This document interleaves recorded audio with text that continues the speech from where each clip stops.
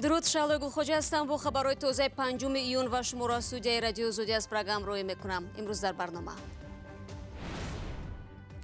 مرزبانان توجیک را لطو کوب کردند. توجیکستان در سر زدن مناقشه مرزی قرغیزستان را عیبدار نموده آن را از قبل تحریزی شده نام برد. مقامات توجیکستان ضرر بارانگری و سیل به ولایت ختلانراهی اعلان کردند. از بعضی خانه‌ها در ناحیه 5 تنها بمب باقی مانده است. 15 خانه زیاد چپاشیدگی است. بسیار چپاشیدگی است. و بسیار کافیدگی است تا نقرم کافیدن قریب در حالت سلامتی چپاشیدگی.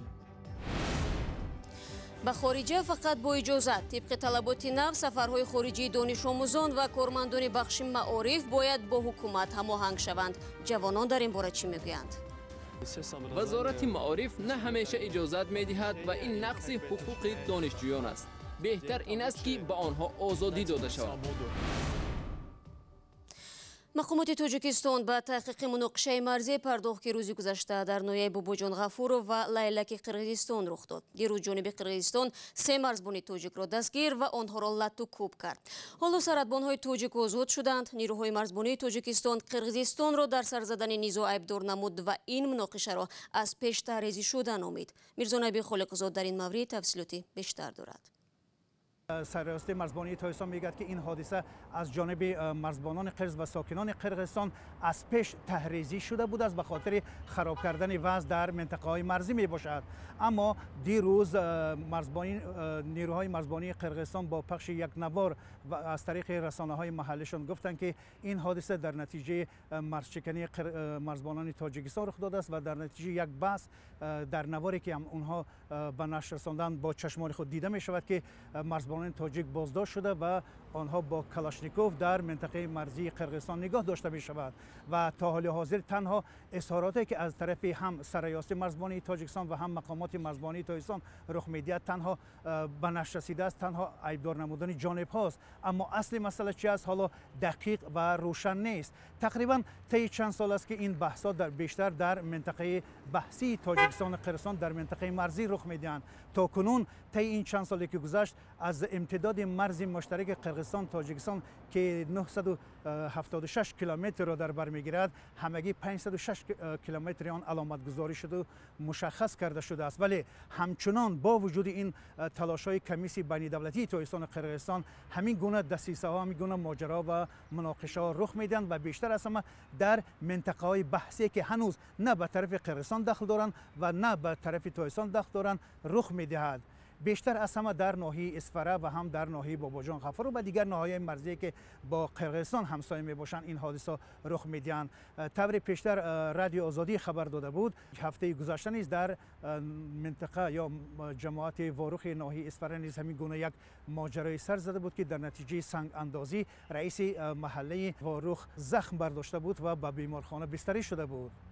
ضمناً رستم رحمتزاده معاون اول رئیس ولایت سوق و همزمان عضو کمیسیون بین دولتی تاجیکستان و قرغیزستان عاید به مسئله علامتگذاری مرز در صحبت با رادیو آزادی گفت که دیروز وقتی که این حادثه رخ داد آنها بیگاه به جای حادثه رسیدند و در نتیجه صحبت به این نتیجه رسیدند که 3 مرزبان تاجیک را همراه 4 کلاشنیکوف از دست مرزبانان قرغیزستان گرفتند و به قلمرو تاجیکستان آوردند. فعلا به قول رستم رحمتزاده وضعیت در این منطقه آرام است و تحت کنترل قرار دارد.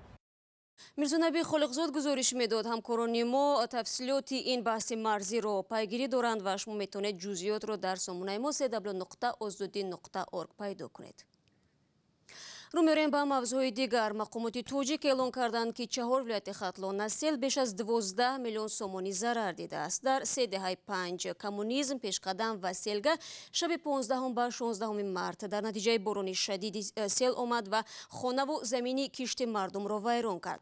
هرچند بیش از نیم ماه از خانواده‌های آسیب دیده از افراد خیرخواه کمک‌های غذایی دریافت می‌کنند، ولی سرنوشت خانه‌هایشان که زیر آب و گل ماندند تا به حال روشن نیست. از 5 خانه و انبار و عاقل و آشخانه مومن یوسپوف فقط همین دیوارهای بیبام ماندند و خلاص. از 15 خانه زیاد چپاشیدگی است. بسیار چپاشیدگی است. و بسیار کافیدگی است تا نقرم کافیدن قریب در حالت سلامتی چپاشیدگی. او با 8 عضو خانواده‌اش اینجا میزیست. حالا بعد این حادثه کودکانش موقتا در خانه اقربایند. جای خوی گلکورا و کتاب دفتر شو اما چی بود او هم قیگن گرفتیم گلکورا ایدمی سیل کش کیم. در اینجا شرایط برای زیست نمانده است. در این دگدان ها طبیعی است که دیگر نان پخته نمی شود. جمع پذیرچی نیست دیگه همه چپاش سیل همه چپا کرد. حکومت ضرری مومین یوسپوف را حساب کرده و وعده داد که کمکش میکند. اومدن نگاه کردن حساب کتاب کردن ضرر دیگه و همه چیشو نوشتن چی کردن که همین نزدیک قطعی سر میکنیم یاردم میکنیم. حالا مقامات پیوسته به دهه سیلگاه مواد غذا میارند. ما همین کارگرای رادیو آزادی تشکر زیاد میکنیم همین خلق همین محله ما همش که همین دادی ما را رسوندن و همه چی. گلی جان رسولووا آن روز با 4 فرزند در خانه‌اش در محاصره سیل ماند. امید به معجزه داشت و خلاص. سیل از خانه و زمین این را باقی ماند. سید مدثر لطیپوف را سیل به خانمان کرد. آنچه از کاشانه و غذاخانه او مانده است همین است. میگوید خیریت دستی صدقه دهنده است، به افطار نمیمانند. صاحب منصب و بعضی آدمایی که شرایط زندگی خوب دارن میگن که مثال صدقه افطار من میکنم امشب برای همه مردم افطار. 21 روز است که در این حوله برای ضرر دیدگان خوراک میپزند. برای همین خلق آدمایی هستن خونه و چپا شده و چوک تندر ندارن نمیده خیر اینجا میپزه میان میگیرن میبرن. خانه حیدری محمد است. او را در این ده همچو حافظ میشناسند. بیا بچه نون بری. آشخانه‌شون کار نمیکنه و خوراک پزند. و هم تصمیم گرفتیم که اقلا چیزی که از دست ما بیاد ما خوراک پزیم. هر روز برای تهیه غذا تا 1500 سومانی خرج می شود. از یک دست صدا نمیبرد چنانه که میگویند اگر من تنها می بودم حتما زورم نمیرسید. به حیدری محمد همسینفان و همسایه ها کمک میکنند. گاه شخصانی سخاوتمند خرج خوراک را میدهند. در عکس حال همه از حساب حیدری محمد است. من فکر میکنم که خداوند اگر از ما رضا باشند بنداش حتما رضا هستند. هر کی نیازمند است با فرا رسیدن وقت افطار در خانه حیدری محمد می آید. با طبقهای خود از اینجا آش میبرند و دعای زیاده در حق خیرخواهان باقی میگذارند.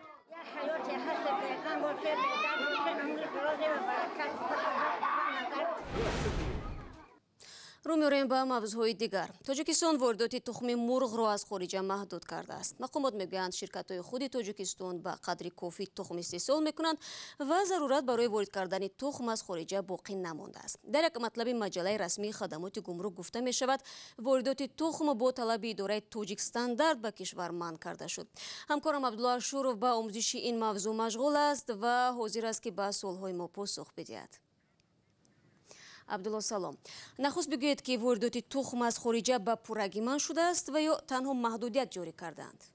سلام شهلا. پاسخ مقامات در این بابت خیلی زید و نقیض است. در مطلب مجله خدمات گمرک گفته می شود واردات تخم از خارج کاملا منع شده است. با گفته مؤلف این مطلب سال قبل 32 شرکت و صاحبکاران انفرادی به واردات تخم با تاجیکستان مشغول بودند. حجم تخم وارد می‌کرده آنها نیز خیلی زیاد بوده است. تقریبا در یک سال 1000 تن به کشور تخم مرغ وارد می‌کردند. اما در این مطلب گفته می شود تحلیل‌های اداره‌های دولتی ثابت کرده است که شرکت‌های خود تاجیکستان به قدر کافی برای اهالی کشور تخم استحصال می‌کنند و دیگر ضرورت از خارج وارد کردن تخم مرغ باقی نمانده است. به ادعای مؤلف این مطلب عین زمان واردات تخم از خارج به پورگی منع شده است. اما اداره تاجیک استاندارد در این بابت چی میگوید؟ آنها سبب چنین تصمیمشان را چگونه شرح میدهند عبدالله؟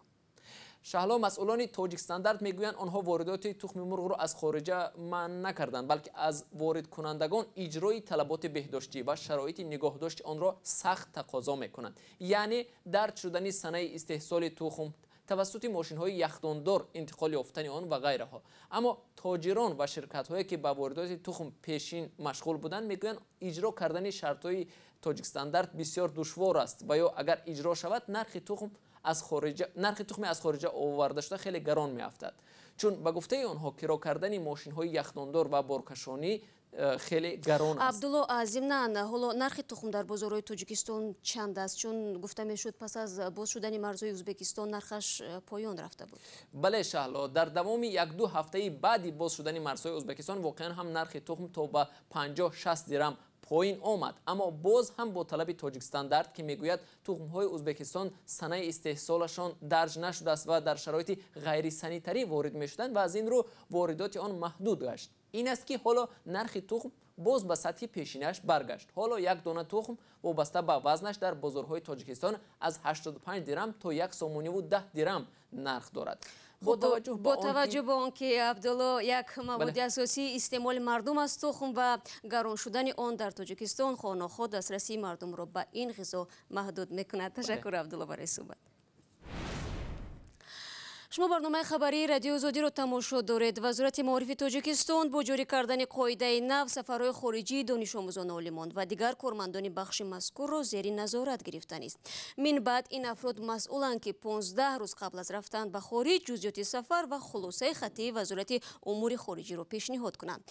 طبق سند نو همچنین ضمن بازگشت از خارج دانشجویان و کارمندان ساحه معارف باید به مقامات حساب دهند که دور از وطن به چی کار مشغول بودند. واکنش‌ها به این اقدام را همکارانمان از تلویزیون نستایش وریمت در گزارششان جای دادند. وزارت معارف و علم تاجیکستان قاعده نوی را پیشنهاد کرده است که بر پایه آن سفر خارجی کارمندان ساحه معارف و دانشجویان بدون اجازت مخصوص منع خواهد شد. طبق طلبات نو مدیران مکتب‌ها و رئیسان دانشگاه‌ها سفرهای خارجی خود را باید با حکومت تاجیکستان موافقه کنند. اکثر دانشجویان تاجیک از این سند جانبداری نمی‌کنند. به اندیشه آنها این دستور حقوق آنها را پایمال می‌کند. محصلین تاجیک میگن به کجا، کی و به کدام دلیل سفر کردن این حق انسانی هر شخص است. این یک اقدام زیادتی است. ما در اتحاد شوروی که سفر به خارج را منع میکرد زندگی نداریم. ما در دولت دنیوی و حقوق بنیاد زندگی داریم. وزارت معارف نه همیشه اجازت میدهد و این نقض حقوق دانشجویان است. بهتر این است که به آنها آزادی داده شود. به نظر من اجازه پدر و مادر کافی است. اگر آمار محصلینی که در خارج تحصیل میکنند وجود داشته باشد، از روی آن میتوان شماره متخصصانی را که بعداً با وطن بازگشته و کار میکنند معین نمود. مگر دائم چنین نبود؟ طبق قاعده نو برای سفر به خارج کشور دانشجویان و کارمندان ساحه معارف باید چندین حجت را به مقامات پیشنهاد کنند. از جمله هر جوان باید پیش از سفر مکتوبی رسمی با امضای رهبر مؤسسه تعلیمی، نسخه شناسنامه خارجی، حالنامه، نسخه دعوتنامه برای چاره‌بینی و سبب و مقصد سفر را به وزارت معارف پیشنهاد کند. ولی با این وجود امکان دارد به این دانشجو یا آموزگار برای سفر اجازه ندهند. در نظام قانونگذاری و حقوقی تاجیکستان طبق ماده 10 سرقانون تاجیکستان معیار و پرینسیپ‌های بین المللی، قراردادهای بین المللی تاجیکستان، موافقت‌های دو طرفه از بلندترین پشتیبانی برخوردار هستند و آنها بر قانونیت فعلی اولاترند. مقامات وزارت معارف و علم تاجیکستان گفتند که هدف از تهیه دستور نو به تنظیم درآوردن سفر دانش آموزان و محققان به خارج کشور است. به باور متخصصان این نهاد قاعده نو برعکس سفر را به خارج آسان‌تر می‌کند. همچنین با این راه وزارت معارف می‌خواهد جوانان را از گروه‌های افراطگرا حفظ کند. تا راه اندازی این قاعده در این بخش یک نوع بینظمی بود. پیشنهاد هیچ یک سند طلب نمیشد و معیاری هم موجود نبود که معین کند کیها حق سفر به خارجه را دارند. اما یک منبع از وزارت معارف میگوید قاعده تنظیم سفر به خارج دستور از بالاست. طبق سند نو همچنین ضمن بازگشت از خارج دانشجویان کارمندان ساحه معارف باید به مقامات حسابات دهند که دور از وطن به چی کار مشغول بودند. و دو خرسی نادر ناخن سفید هنگام زنوزنی در ناحیه مومن‌آباد از بلندی 100 متر افتاده هلاک شدند. جنگ این خرس‌ها با احتمال زیاد برای خرس مدینه و حدود تحت نظارت صورت گرفته است. برای دریافت اخبار از این هم بیشتر شما را با وبسایت رادیو آزادی دعوت میکنیم. در صفحه رادیو آزادی در فیسبوک ادنا کلاسیک هم خبرگزاری‌های ما را می‌یابید. نوارهای دیدنی را میتوانید در آزادی ویدیو یوتیوب تماشا کنید. اگر ابونه شوید باز هم بهتر. تشکر که امروز نیز همراه ما بودید و تا فردا خدا نگهداری هر یکی شما.